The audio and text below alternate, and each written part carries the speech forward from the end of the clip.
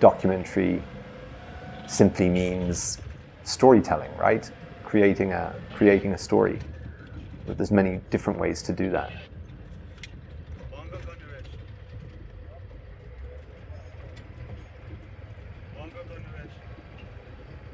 I'm not interested in the act of conflict in itself, but rather the effect that has on people and society. It's about the civilians. And the only reason I go so far forward and, do these embeds and I'm essentially a war photographer at times is because that's where it's most critical for people, right on the front line.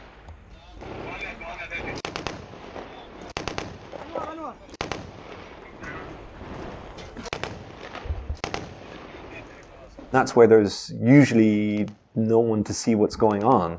There aren't aid groups there. In some cases, particularly in Iraq, when I was covering, Mosul, it was very hard to get into that position because access to a conflict is often very hard.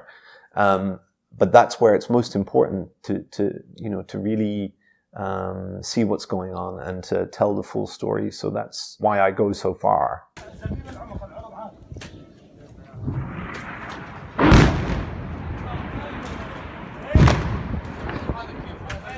Very often, the reaction from people when you're in the middle of that kind of situation, and they see you there as a foreigner and as a journalist, as someone with a camera, it's a mixture of shock and kind of disbelief that you've put yourself in that situation, but also they're glad that you're there. As someone who can convey what's going on and tell their story.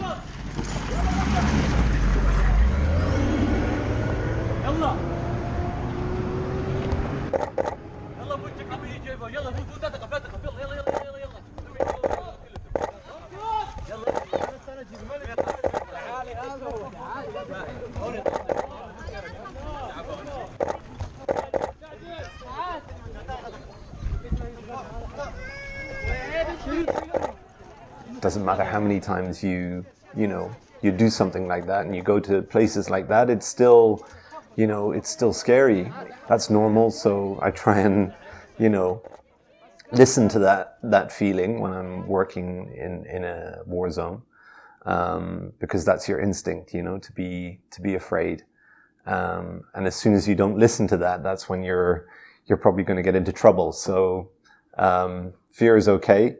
The question is, can you overcome your fear enough to still be able to work clearly? And that's the challenge, is walking that balance, that fine line between being too scared to the point where you're paralyzed and not being scared at all and taking crazy risks, So it's in that kind of, strange space that you need to try and work if you want to work in a war zone.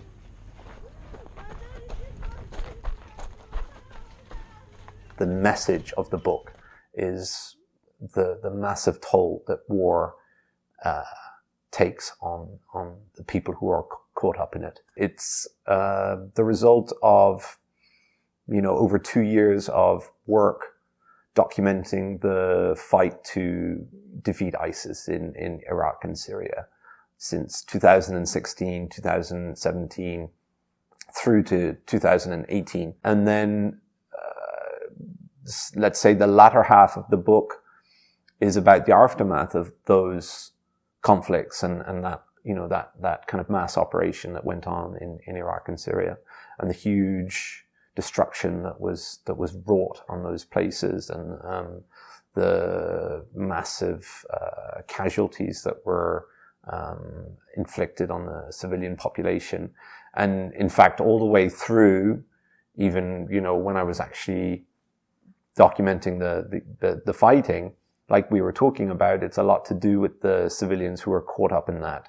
And so that's the real theme of the book, is the human cost of war. This kind of work ends up usually having quite a short existence. You know, it's published in a newspaper or online, and it's quickly passed over by the next news story, right? But the way I ended up working on this over a long period of time on one story meant that it could be something else. And, you know, I'm just really glad that it's going to be put together in this book form, and it's about bringing it to a different audience as well, you know, to an audience that, wouldn't usually maybe look at this kind of work.